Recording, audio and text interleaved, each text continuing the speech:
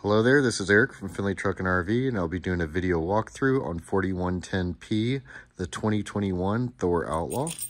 Starting out here on the outside, we're going to walk around to the passenger side over here. First up, you have your passenger entry door into the front half of the camper. Next, we'll be coming around. You'll see you have a power awning that goes up and across the whole top of the camper here. There is also a LED light strip just below that awning. Switches for the awning and the LED light strip are just inside this main entry door on your left-hand side. On your main entry door, you got two locks. One is going to be a deadbolt. One is going to be a latch lock on your handle. You have a grab handle into the camper. First compartment door here is going to be an outdoor television. And this does have a sound bar just below it. The remotes for the TV are inside, and there is a remote for the sound bar just down here. The sound bar, like I say, is just below the television itself. This is also a Bluetooth sound bar, so you can pair up your cell phone to it and stuff. Compartment just below the television here is going to be a storage compartment. It is lighted, as you can see. Also inside the storage compartment, there is some miscellaneous electrical. Directly in front of me here, that's going to be the power inverter. This camper is equipped with an inverter. The switch for the inverter is also just inside the entry door on your left-hand side.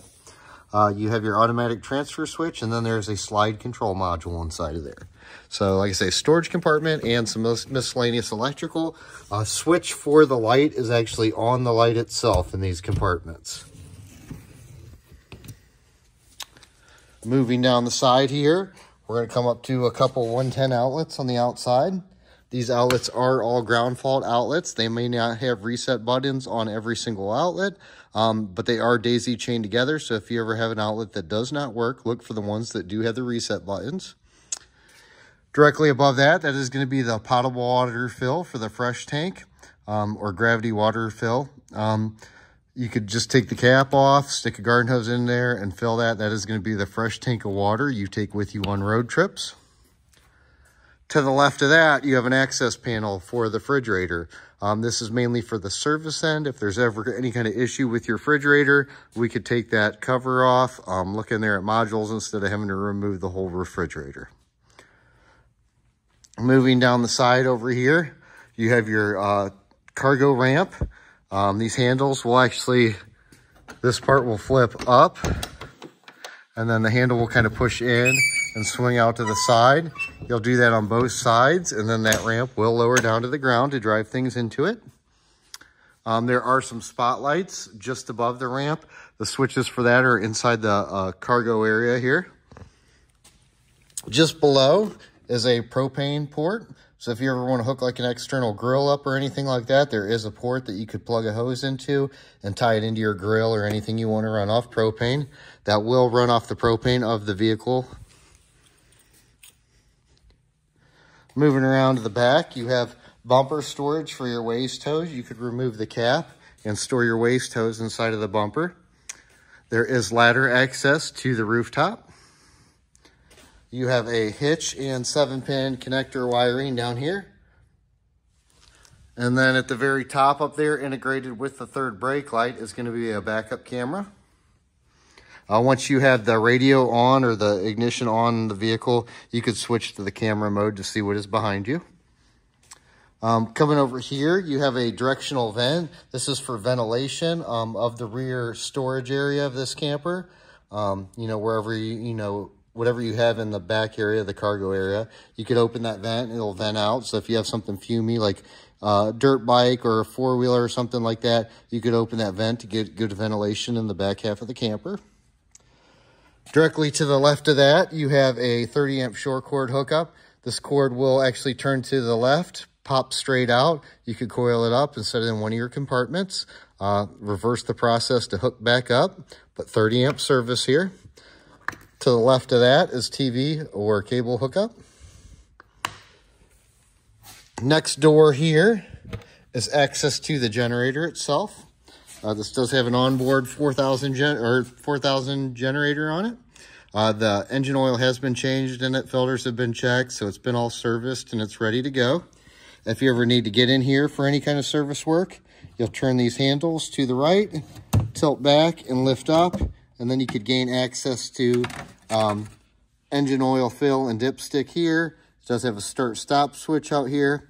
There is a little circuit breaker down here, so if for ever some reason your generator runs but doesn't create power, look down here at your circuit breaker, make sure it's not tripped, and then you have your engine air filter over there.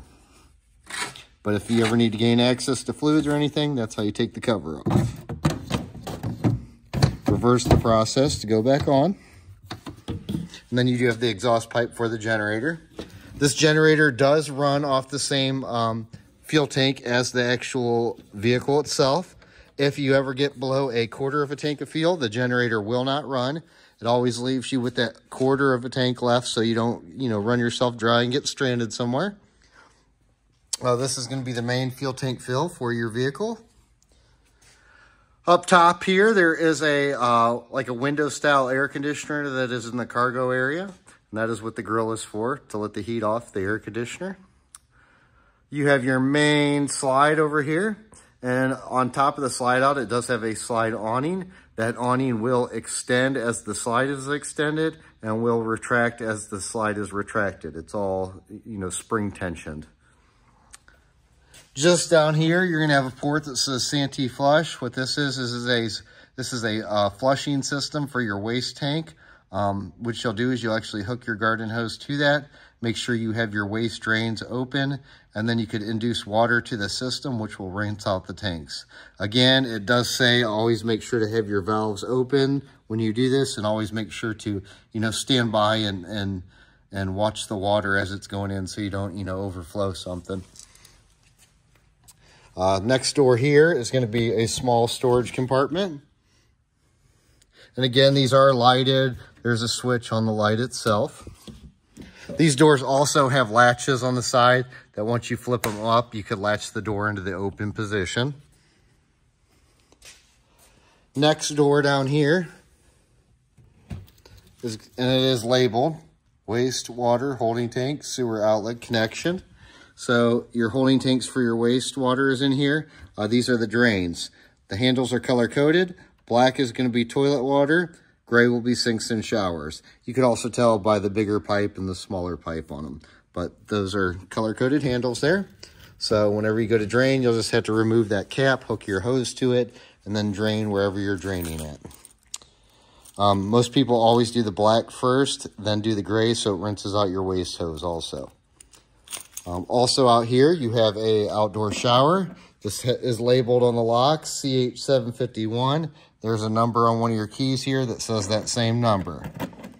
You'll open that up. You do have hot and cold water outside shower. Directly above that, this camper is equipped with an on-demand hot water system.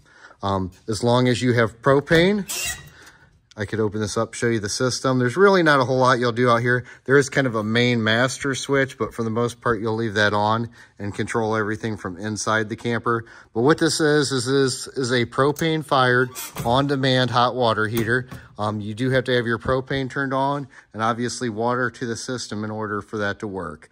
But you will have almost immediate heat. It takes a few seconds to get up to the fixtures, but pretty quick heat, and you'll never run out. Directly above that is going to be your furnace intake and exhaust. Anytime the furnace is running, that will be blowing hot air out of that port there. Again, furnace on this also is controlled strictly by propane. So you got to have your propane on for furnace or water heater. Directly down here, you're going to see a connection that says city water connection. That is going to be for your garden hose hookup whenever you're camping. But that's where you'll hook your main hose up to supply water to all your fixtures. Just below that, you got a compartment that has your propane tank in it. The propane tank does have a gauge on the side of it that shows the condition of how full the tank is, and does have a shut-off valve here that, I always tell people, periodically use that. It is exposed to road elements, so you want to make sure you use it every once in a while so it always stays working. Also up here is going to be your fill for your propane tank. So anytime you need to get your propane tank filled, they'll run a hose out and fill the tank up right there. Last compartment on this side over here. Again, another lighted storage compartment with some miscellaneous electrical inside of there also. And again, switch on the light itself.